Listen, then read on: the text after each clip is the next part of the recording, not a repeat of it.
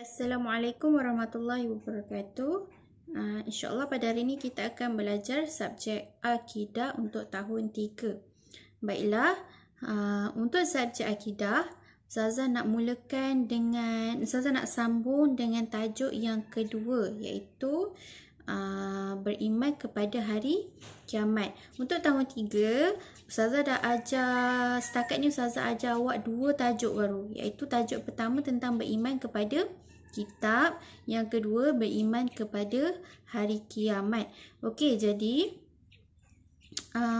untuk tahun 3 beriman kepada kitab, Ustazah ulang balik masa kat sekolah. Ustazah ulang balik tentang apa maksud beriman kepada kitab. Awak kena ingat ada berapa jenis kitab, apa nama-nama jenis kitab tu, 4 kitab tu, dan siapa pemegang dia, Nabi yang memegang kitab tersebut. Awak kena tahu apa bahasa yang digunakan dalam setiap kitab tu. Okey, jadi awak kena tahu. Dan akhir sekali Ustazah ada ajar hari tu tentang apa kelebihan Al-Quran dan apa akibat jika apabila kita tidak beriman kepada kitab. Itu Ustazah telah ajar dekat sekolah. Ustazah buat ulangan sebab Ustazah tahu masa PDPR ramai yang tak dapat masuk kelas dan ramai yang masih tak faham apa benda. Jadi Ustazah ulang semula di sekolah. Dan kemudian untuk hari ni Ustazah nak sambung terus tajuk beriman kepada hari kiamat. Sebelum ni PDPR Ustazah pernah buat, last kali Ustazah telah ajar berkenaan tanda-tanda besar dan kecil kiamat. Betul? Jadi kita nak sambung tajuk beriman kepada hari kiamat pada muka surat 33. Okey, hari ni tentang apa sebab berlakunya kiamat. Jadi apa sebab dia?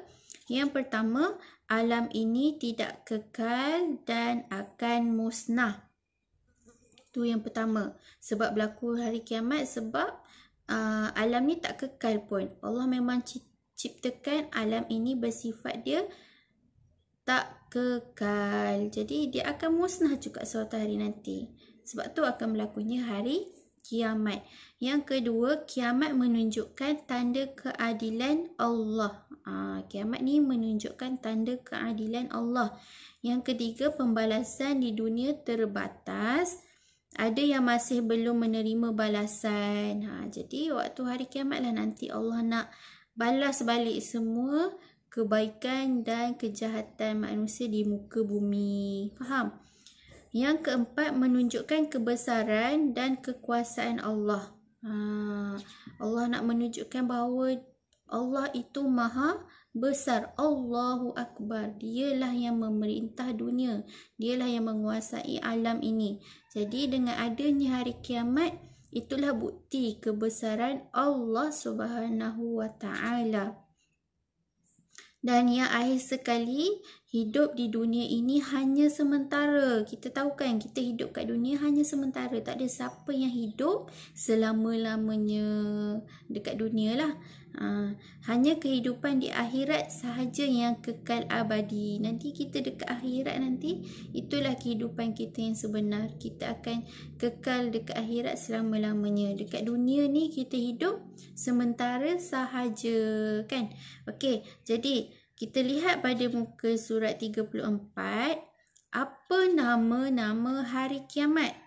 Kiamat ni dia ada banyak nama. Dia ada 10 nama yang perlu awak tahu. Jadi yang pertama, awak tengok nombor 1, Yaumul Hisab. Yaumul Hisab itu dalam bahasa Arab, maksud dia hari perhitungan. Yang kedua, Yaumul Akhirah, hari akhir dunia. Yaumul Qari'ah, hari keributan. Yaumus Sa'ah, hari masa. Yang kelima, Yaumul Jaza, hari pembalasan perbicaraan. Yang keenam, Yaumul Ba'th, hari kebangkitan. Yang ketujuh, Yaumul Waqi'ah, hari kejadian. Yang ke-8, Yaumul Hash, hari perhimpunan. Dan yang kesembilan, Yaumul Zalzalah, hari kegoncangan.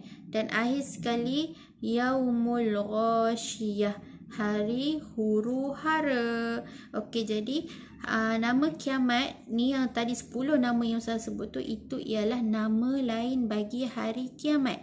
Kalau kita cakap Yaumul Qiyamah, kita dah tahu dah itu hari kiamat. Tapi kalau awak dengar Yaumul Hisab, Yaumul Jaza, Yaumul Zalzalah, Yaumul Sa'ah, itu pun maksudnya hari kiamat. Itu nama-nama lain bagi hari kiamat. Okey, jadi ada berapa nama lain bagi hari kiamat? Ada 10. Ada 10.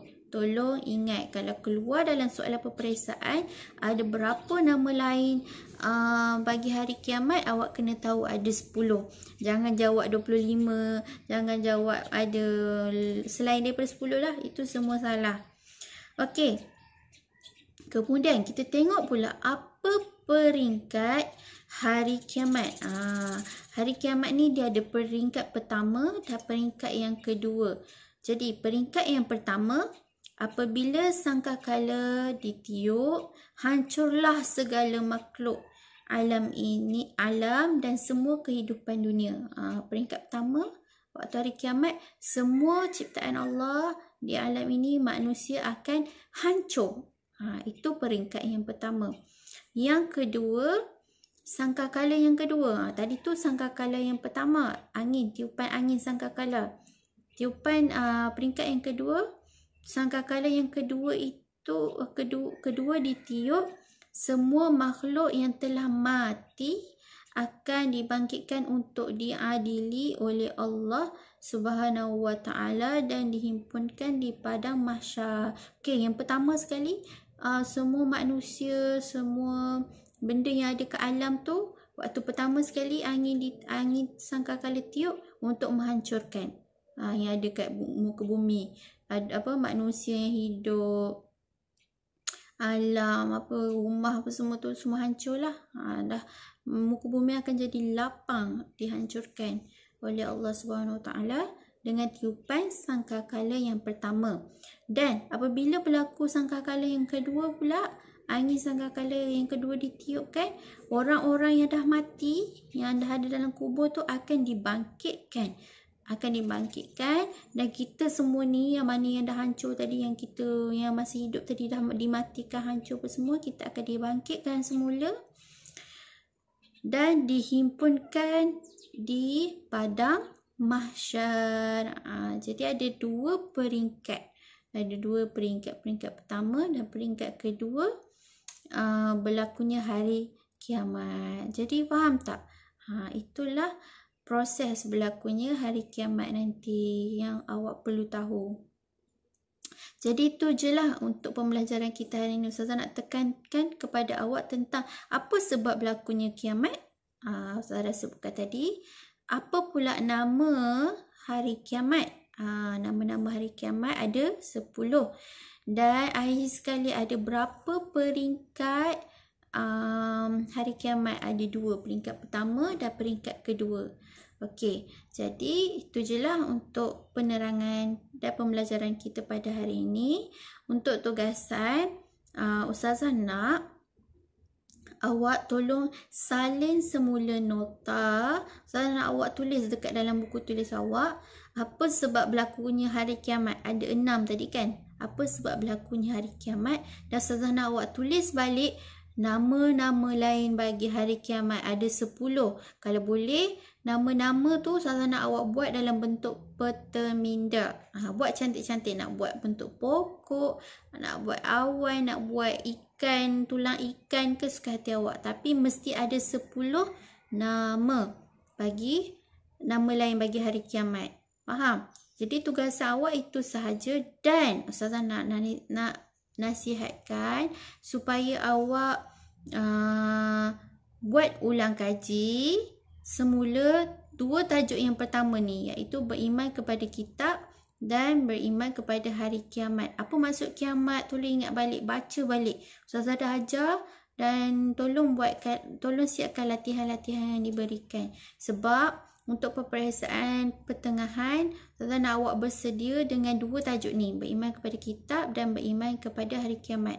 Sebab soalan dalam peperiksaan pertengahan Ustazah tanya, yang masuk hanyalah 2 topik ni sahaja. Baru 2 topik, jadi jangan tak baca buku. Kalau tak baca buku, memang tak boleh jawab. Okey, itu saja. Assalamualaikum warahmatullahi wabarakatuh.